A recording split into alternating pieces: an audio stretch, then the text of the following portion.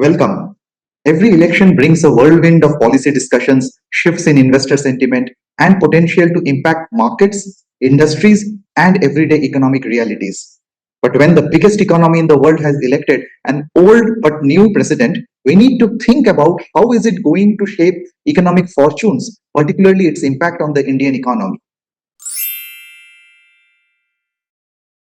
So let's unpack the key implications of the upcoming Trump presidency and what it might mean for businesses, households, and the broader financial landscape in India.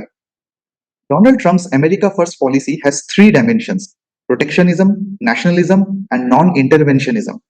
So let's see what it means in terms of economic implications. So by protectionism, we will look at implications for trade. By nationalism, we will look at his tough talk on immigration. And by non-interventionism, in domestic terms, we will interpret it to mean an emphasis on reducing the government's role in the economy. So let's consider them one by one and its implications for the Indian economy. First, let us talk about protectionism. Trump has said that the most beautiful word in the dictionary is tariff. He has promised to increase import tariff, which is the tax on imports from China, to 60%. And he will also increase tariff on imports from other countries by 10 to 20%. Now, 60% tariff on goods from China and let's say 20% tariff on goods imported from India. How does it affect India? The US is India's largest export market. So is the case with China. US is China's largest export destination. But if China is hurt more because of a 60% tariff, then India gets a relative advantage. India may be able to capture some of the markets that China loses, such as in textiles and automobiles. In his first term, President Trump called India a tariff king and he terminated India's preferential market access. He also raised import duty on Indian steel and aluminium products. But what does hard data tell us about the US India trade during Trump 1.0, that is, during the years 2017 to 2020? The data is going to surprise you. Let me read out the data. Imports from US to India grew from $25 billion in 2017 to $34 billion in 2019. But there was a dip to $27 billion in 2020, still a rise from 2017.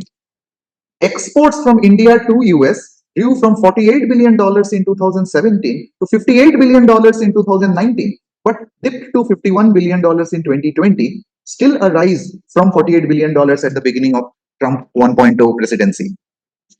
But what happened in 2020? Why was there a dip in imports and exports? You see, 2020 was the year of tariff wars. So therefore, we cannot just look at the impact on India's trade with US, but we have to look at the relative impact, which means we will look at the share of US in India's overall trade and see whether that grew or that fell. As you can see, the US share in India's exports went up from 15.6% in 2017 to 17.9% in 2020, the year of trade wars. And also, India's imports from US went up from 5.4% in 2017 to 7.2% in 2020, the year of tariff wars, which means whatever be Trump's political rhetoric, his first term saw an increase in bilateral trade with India, both imports and exports. Now, let's talk of investments. If foreign investors move from China to India to de-risk themselves from the impact of the 60% tariff on China, and if the Trump administration actively encourages a China plus strategy, India will benefit from higher foreign investments, leading to job creation, exports, and GDP growth, particularly sectors such as consumer electronics. In 2023-24, the foreign direct investment from US to India was annual $5 billion and a cumulative stock of $50 billion. US is the largest foreign investor in India, and these investment figures may go up considerably. How will the increase in import tariff affect the US economy? Well, obviously, prices will go up. So US consumers will have to pay higher prices on clothes, furniture, toys, appliances, which will indirectly require the Fed, which is US central bank, to tighten its monetary policy.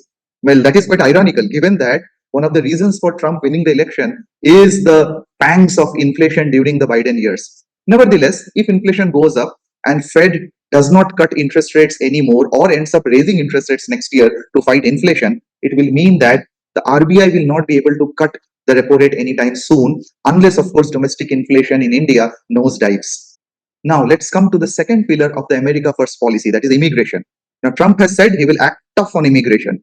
If he stops visas for tech workers going to US, it will increase offshoring business and therefore benefit Indian tech companies and global capability centers. It may reverse the slowdown in IT hiring in India. If he stops illegal immigration, then it might create labor shortages in the US economy and increase wages in the US market and therefore, once again, prices and inflation.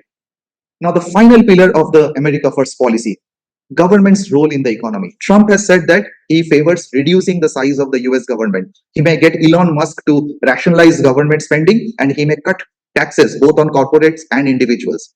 If, and that's a big if, these policies lead to higher economic growth in the US, it will create a demand for Indian goods and services and therefore may outweigh the sting of higher import tariffs.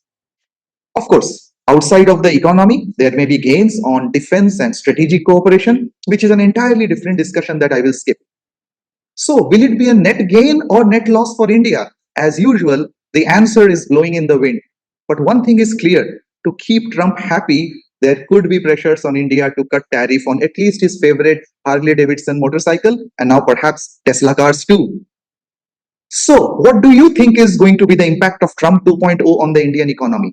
What will the Trump presidency mean for the global economy, geopolitics, international trade, and treaties? And what else would you like me to talk about in this podcast? Please share in the comments below.